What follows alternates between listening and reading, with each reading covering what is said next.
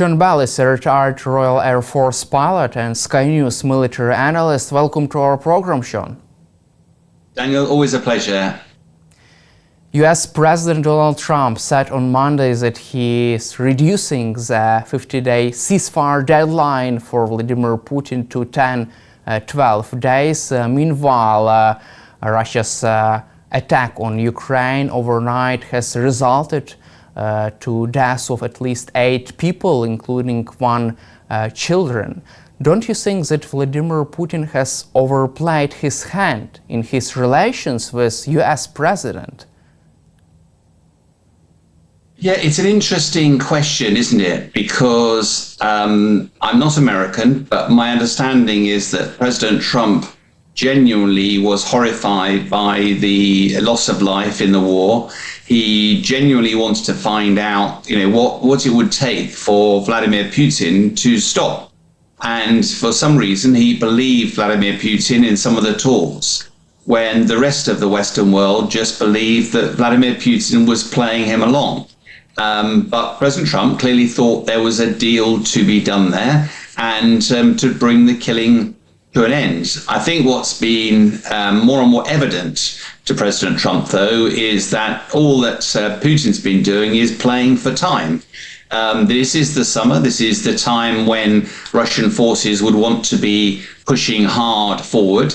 And he has taken the opportunity to try and appease President Trump whilst continuing to push hard forward. Now, I think President Trump has a lot of military advisors. They are not stupid. They will have made clear to President Trump that waiting 50 days before he did anything, very few of us could understand what that meant, apart from buying President Putin a lot more time. And I think by moving it to 10 to 12 days, it at least puts the pressure up on President Putin. The question is, what is President Trump going to do then? And that's what I think is really interesting about President Trump's strategy at the moment. You just mentioned about the further options for US President Donald Trump. However, Washington Post reports that in one telephone conversation between President Zelensky and President Trump, Trump urged or even encouraged Ukrainian President Volodymyr Zelensky to strike deep inside Russia. He even asked Ukrainian President if he could strike Moscow with long-range missiles. What are the chances of the US providing Ukraine with such long-range missiles? Well, I think, first of all, one of the things that's not been helpful with the American position is turning on and off the supplies of military aid. Over the course of this war, there have been several months when America has stopped providing weapons, and that must put Ukraine in a very difficult position. Now, the first priority is protecting Ukrainian cities, so things like Patriot missile systems and other Western air defense systems would appear the priority. The next priority, obviously, is to make sure that you can also strike back at Russia, and that's where these longer range weapons can be very helpful. There has been a suggestion that America might start to consider the JASM, which is a joint air-to-surface standoff missile. It's about 230-mile range. It's not supersonic, but it is stealthy, and it's about 1,000 pounds of weapon. So that could be very, very useful.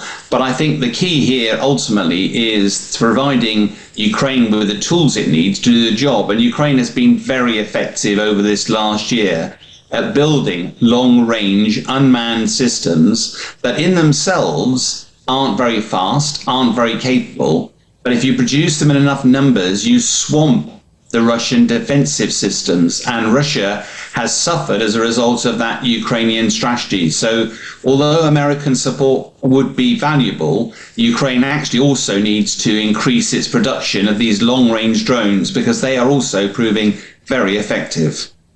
There have been also reports about the possibility of the US providing Ukraine with long-range Tomahawk cruise missiles. What is your assessment of this possibility and of this option for US President Trump? I think there are a number of ways that America could help, and Tomahawk is definitely one of them. I think there are a number of factors here, though. If you look back on the war, and you and I, Daniel, have talked about this on screen, but also privately when I've come to visit, that actually the West has provided enough weapons to Ukraine to stop it losing, but actually has failed so far to step in and actually help Ukraine win. And the danger is at the moment is we continue the conversation about how do you stop Russia? And there is no doubt that longer range weapons like the Tomahawk, like the JASSM, would cause more pain for Russia. But will it help Ukraine win the war? Probably not. Most of the attacks into Russia are painful for Russia, but they're not going to stop it prosecuting the war. We've already seen, closing down Moscow airport is inconvenient for Russia, but it doesn't stop them. Russia has protected far more now its oil infrastructure, and therefore part of this is really, what does Donald Trump want to do? If he wants to stop the war, it seems like from a military perspective, there's only two ways to do that. One of which is Putin achieves his objectives. We can talk about that as to what we think they are. The second one is to force him to stop. And you either force Putin to stop militarily or economically. It doesn't look likely that the West is prepared to intervene militarily to join Ukraine and push Russia out. So I suspect what President Trump is focused on is economic efforts. He has the tools at his disposal. Whether he's prepared to use them is another matter. You just mentioned also about Russia's military objectives in Ukraine. Vladimir Putin was very confident that his army would be able to capture the whole 4 regions of Ukraine until the end of this year, according to Bloomberg sources close to Kremlin. From your perspective, how successful is the Russian army right now in achieving this Putin's objective? Yes, I think most of us, let's go back to the start of the war. It was pretty clear that President Putin expected Ukraine to roll over, that he would be in Kyiv in a matter of days. You remember the 40-mile convoy of Russian forces, but it was due to Ukraine's great courage, tenacity, bravery, and loss of life sacrifice that actually they withheld Russia and actually pushed them back. Now, Russia's now had a much smaller ambition now down to create that land bridge down from Russia down to Crimea, as you said, Luhansk, Donetsk, Zaporizhzhia and Kherson. And it's pretty clear that's the priority for Russia at the moment. Now, Russia is the bigger army, it is the better equipped, it has got its economy on a war footing, it has access to far more troops, and yet, this summer, Russia has not been able to push its boundaries forward. It's not been able to take those regions, and that must be very much a source of frustration for Russia. A lot of that appears to be down to drones. I'm struck that I study a little bit of military history, and in World War I, World War II, most of the casualties were formed by artillery shells, well over 80%. In this conflict, over 80% of the casualties are now formed by drones. And there are big buffer zones now between the front lines, which are no-go areas, largely because of the effectiveness of those drones. And that's something which Ukraine has ramped up production, and despite its relatively small size, has managed to withstand a lot of Russia's efforts to take its territory. You just mentioned about Putin's war effort, because Russian army has not yet achieved the main goal of capturing these 4 regions of Ukraine. However, when could Vladimir Putin realize that this objective is not pretty realistic right now?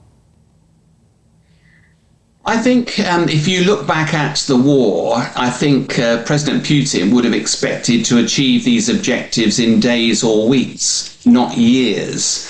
And I suspect it's a a source of frustration for him that he's not been able to move faster. And I think one of the reasons that Ukraine cities have come under attack by long-range missiles, we spoke earlier that there's been some attacks overnight, and one of your colleagues was involved. And I do think some of that is just frustration.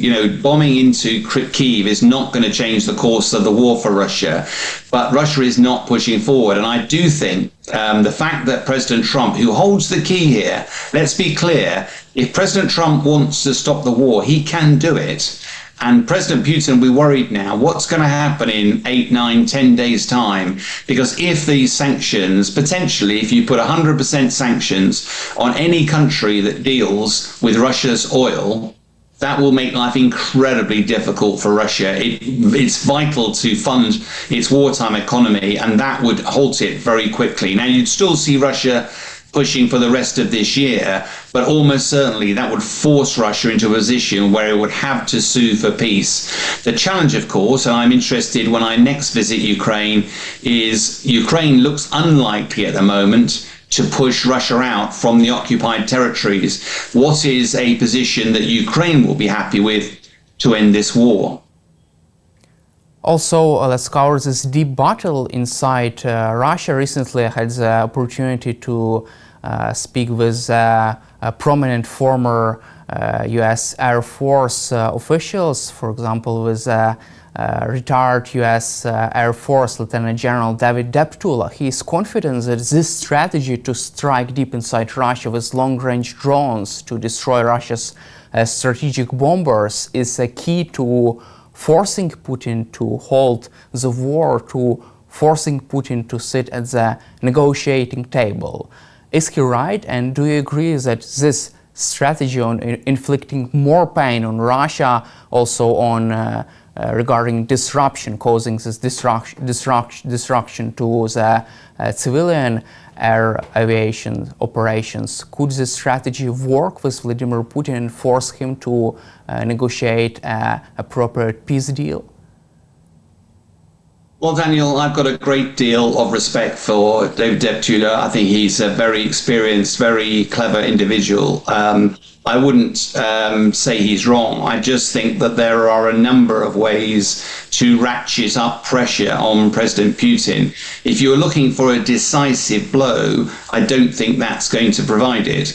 But what you don't know is how many times you have to do attacks before the dam bursts, before there are a lot of people in Russia today who have lost loved ones, lost fathers, lost sons, lost husbands, and it won't have been lost on them with over 1 million casualties now. You can't hide that. And I suspect that Russia is getting increasingly worried, and there will be more and more moves against President Putin. Now, will that happen in the next day, week, month, maybe even year?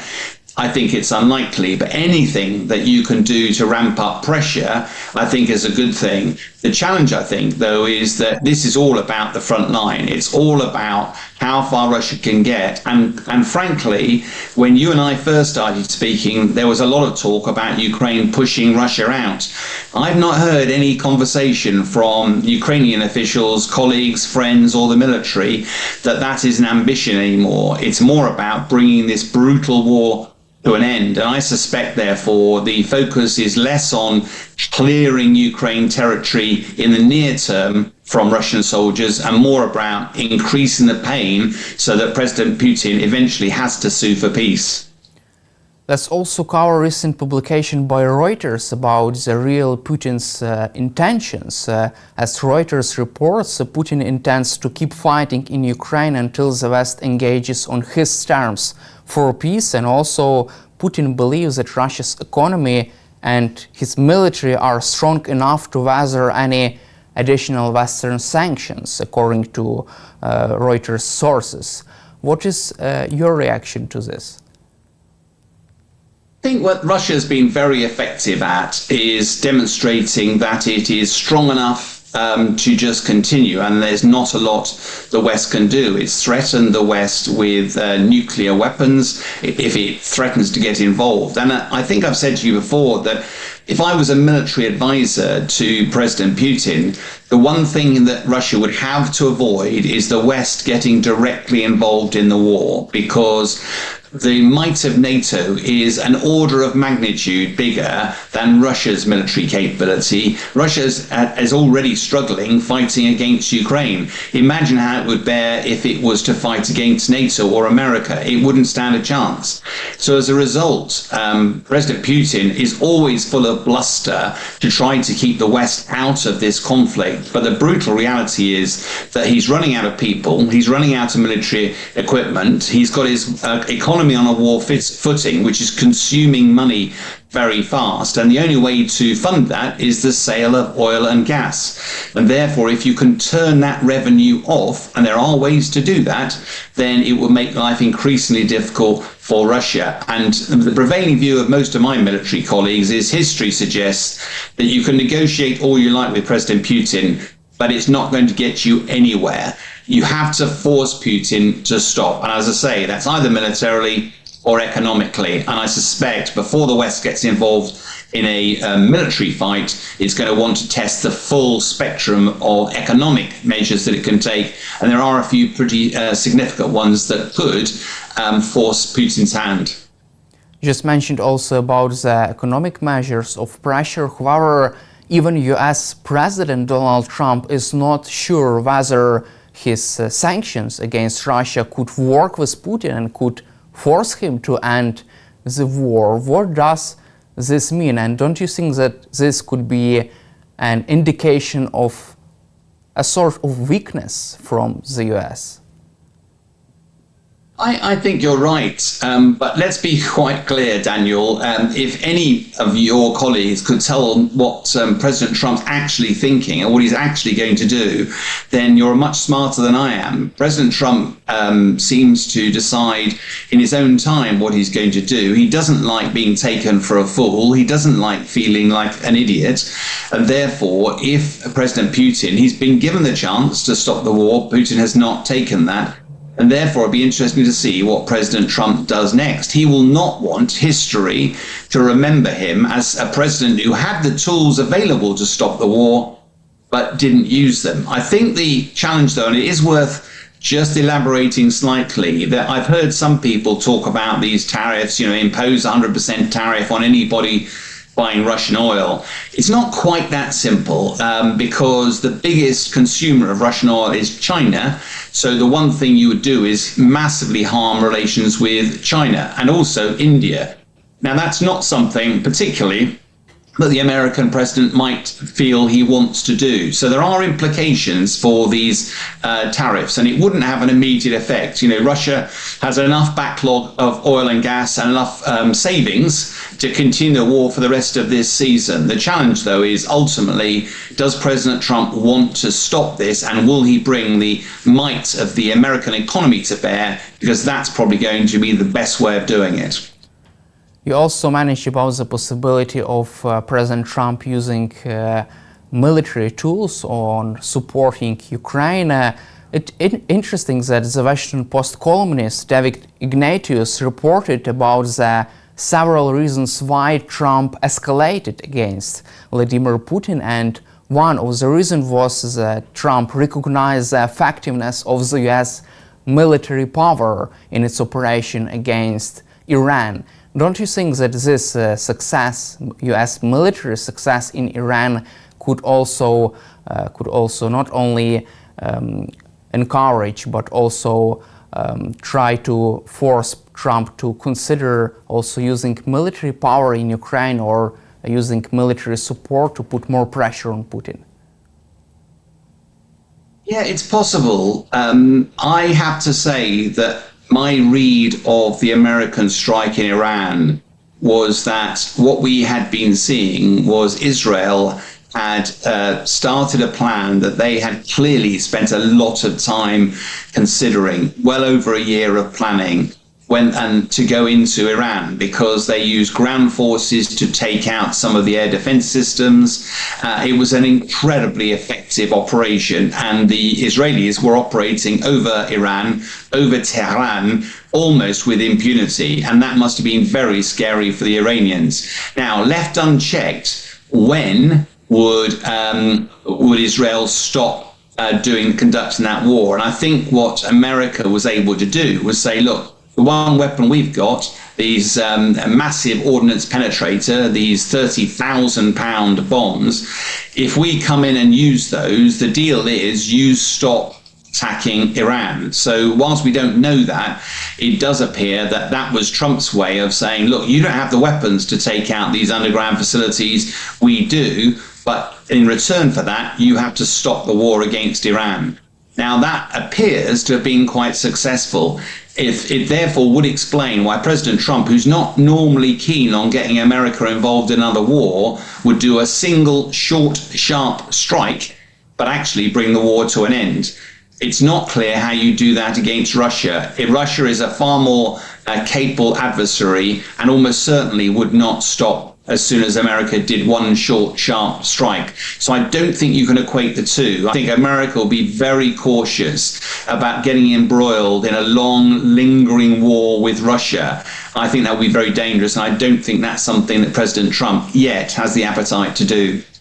However, the White House could consider providing Ukraine with long-range missiles. Do you see this decision as a possible decision of a last resort for the US administration in case if Putin continues to tap Trump alone and to reject ceasefire proposals? It could be. I mean, I do think long-range missiles are part of the answer, but I think from a military perspective, Russia has been stopped on the battlefield, not everywhere, but Ukraine has been very effective, and largely that's been because of drones. Watching the way that drones have been developed very, very swiftly, new technology, then there were sort of jammers that were jamming these drones, so now they've got sort of fiber optic drones, and the battlefields are now laced with lots and lots of these very thin ribbons of fiber optic cables, some of them up to 15 kilometers long, which weighs about 2 kilograms, therefore reduces the effectiveness of the drone, but it does mean the drones can't be jammed.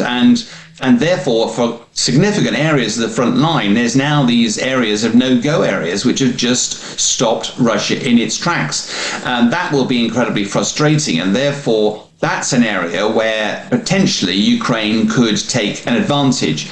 Again, I stress that long-range missiles, whilst they will hurt Russia a little bit, it's a little bit like wasps around your picnic in the summer. They can't do much harm. They're just a bit irritating. And I suspect that's what Putin feels about the long-range drone strikes. The exception to that, and I have to say, I'm a huge fan of what Ukraine did with Operation Spider's Web, where they managed to conduct attacks against Russian bombers that were deep inside Russia. That proved incredibly effective use of technology, very good long-term planning, and undoubtedly that would have hurt Russia. We've already seen significantly fewer Russian aircraft pushing across the United Kingdom's airspace, which just demonstrates how effective that strike was. Thank you, Sean, for your time and for your support for Ukraine, and glory to Ukraine. Slava Ukraine.